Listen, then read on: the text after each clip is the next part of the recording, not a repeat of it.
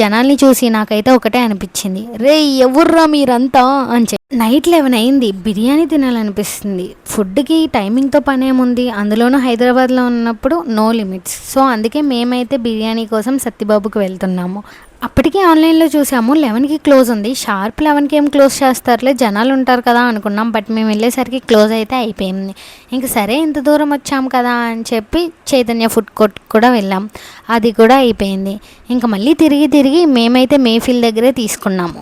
ఇంకా మేఫిల్లో ఈ జనాల్ని చూసి నాకైతే ఒకటే అనిపించింది, రే ఎవర్రా మీరంతా అని చెప్పి.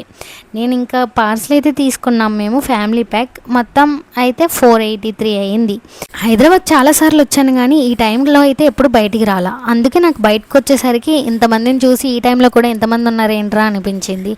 సో నేనైతే వీళ్ళందరినీ చూసి షాక్లోనే ఉండేసరికి ఇల్లు అయితే వచ్చేసింది.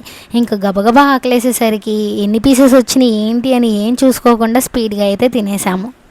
మేఫిల్ రెస్టారెంట్కి రివ్యూ చెప్పడానికి ఏముంది, ఆ క్వాంటిటీ కానీ ఆ టేస్ట్ కానీ ఎప్పుడు బాగుంటుంది, అసలు చూసుకో అవసరం లేదు. సో మాకైతే ఈజీగా 4 మెంబర్స్కి వచ్చింది. ఇంకా కొంచెం మిగిలింది కూడా. లైట్గా తినే వాళ్ళకైతే 5-6 మెంబర్స్ వరకు కూడా తినేవచ్చు. క్వాంటిటీ అయితే బాగా వస్తుంది.